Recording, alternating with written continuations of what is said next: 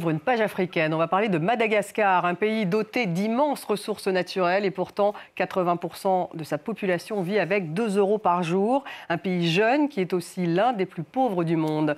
Mon invité a fait de la lutte contre la pauvreté à Madagascar son combat. Père Pedro Opeka, bonsoir. Merci beaucoup d'être avec nous ce soir. Vous êtes de passage à Paris, vous vivez donc à Madagascar et vous avez créé il y a 35 ans une association humanitaire à Kamassou pour venir en aide aux personnes pauvres d'Antananarive. Vous l'avez fondée en 1989 pour lutter contre la misère et le bilan est impressionnant. À Kamassou, il y a 40 000 habitants, dont plus de 20 843 enfants scolarisés. Vous m'aviez donné le chiffre exact. 4 000 maisons ont été construites et tout a commencé finalement sur une décharge à ciel ouvert à Antananarive où vous avez décidé il y a 35 ans d'aider ces enfants qui envahissaient cette décharge. Un enfant sur 7 mourait dans cette décharge. Père Pedro, cette misère vous a poussé à agir à l'époque? Bien sûr, en tant qu'humain, et en tant que croyant, et en tant que prêtre de Saint Vincent de Paul, qui était un pionnier ici en France au XVIIe siècle de la dignité des pauvres, eh bien, il fallait réagir. Assez de réunions, assez de promesses, assez de paroles. Il faut agir, et agir au milieu des pauvres. Et là, je suis allé, ils m'ont reçu comme un étranger qui vient voir, mais je suis resté avec eux. Et avoir réveillé la confiance. Et quand cette confiance s'est installée entre nous, tout était possible. Et cette décharge à ciel ouvert, il y avait des enfants qui se battaient avec des animaux à l'époque, c'est ça? Ça a été le déclic pour vous? Mais ça, j'ai subi un électrochoc, ça fait 35 ans de ça, 35 ans. Et ces enfants-là, aujourd'hui, ils sont des professeurs, ils sont des pères, des mères des familles, ce sont des docteurs, ce sont des sages-femmes.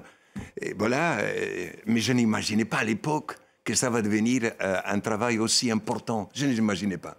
Je pensais que ça va durer maximum 5 ans.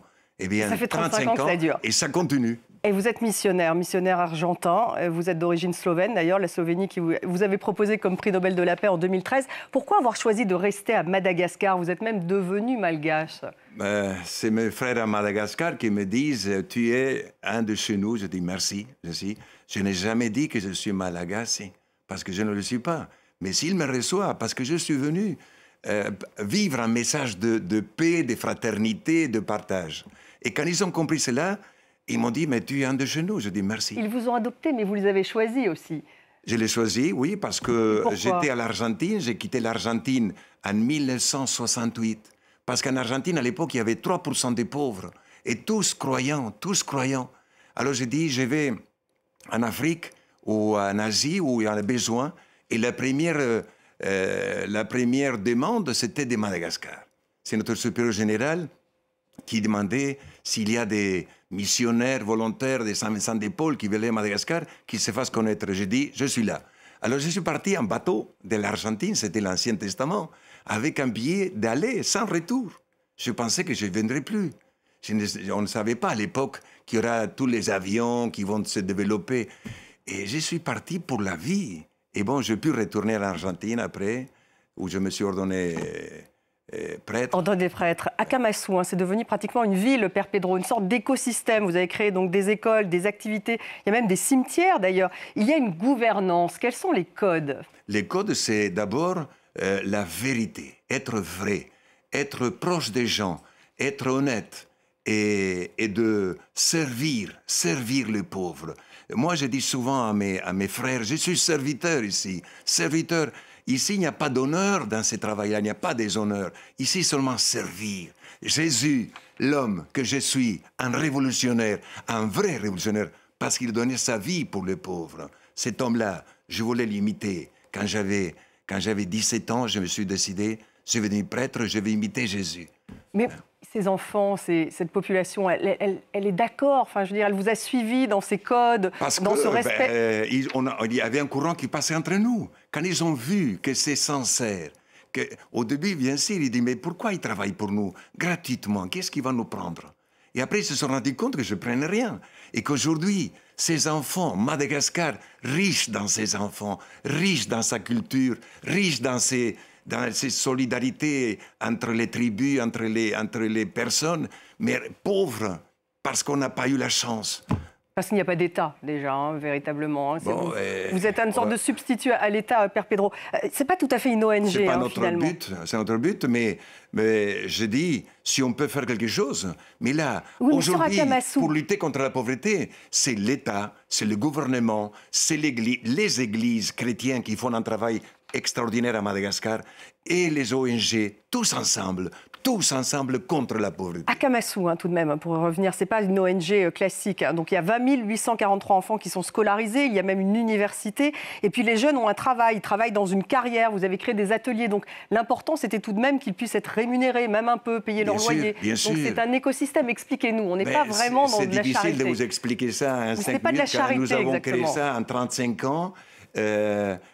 C'est aider sans assister. Voilà le but. Aider, mais sans assister. J'aime trop mes frères et sœurs malagasy. Je ne suis pas venu les caresser, les assister. Je dis, mettez-vous debout. On se mettra debout tous ensemble. Ensemble, jamais tout seul. Ensemble. Et à Madagascar, il y a cette fille à Vanana, cette solidarité qu'il faut la réveiller. C'est la richesse de ce pays-là. Et donc vous avez des dons, et avec ces dons, vous achetez des terrains, vous construisez des logements, enfin c'est tout on fait tout, et aussi, parce que quand les gens savent que l'argent arrive vraiment aux pauvres, ils veulent donner. Vous ne pouvez pas, quand vous voyez un enfant, je veux saluer le président Lula, qu'au Brésil, aux réunions de G20, il a proposé, première chose dont ils ont parlé, de faire une alliance globale contre la faim et la pauvreté. Les pays, les 20 pays les plus riches du monde, 82 pays ils ont signé, pourvu qu'ils réalisent ça. Parce qu'il faut lutter contre la faim. Les enfants ont droit à manger, ont droit à s'instruire, ont droit à avoir un logement digne, avoir une instruction, c'est soigner. C'est un droit, c'est aucun privilège. Les femmes ont un rôle particulier. Elles sont 80% de femmes au sein de l'organisation. Et pourquoi? Parce que les femmes sont plus responsables, celles qui donnent la vie. Et c'est elles qui savent gérer davantage. Eh bien, il y a des hommes aussi, mais les femmes sont plus généreuses. Elles se donnent davantage, gratuitement, sans attendre des honneurs et des remerciements éternels. Un mot sur le pape qui est venu vous voir à Akamasu il y a 5 ans pour les 30 ans. Vous le connaissiez déjà du temps où vous étiez en Argentine. Il était mon professeur pendant 6 mois. Alors un pape qui enfin, il est venu, il a en 20 secondes, il a compris, là où l'on a réussi avec 8000 jeunes, que ce n'était pas de l'artificiel, que c'est de vrai. Les chants des gens, chanter à tue-tête, Madagascar chante, et un peuple qui chante a de l'espoir. Et il vous a aidé pendant le Covid.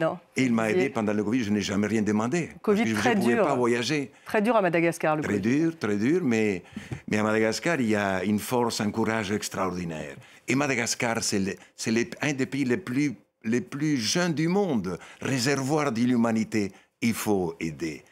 Et le plus vite possible. Merci. Pas avec des paroles et des procédures à Merci beaucoup, Père Pedro. Merci à vous. www.perpedro.fr, ça c'est donc le site si vous voulez faire des dons donc, au Père Pedro et notamment juste à son organisation Akamasu. Merci beaucoup de nous avoir rendu visite ce soir.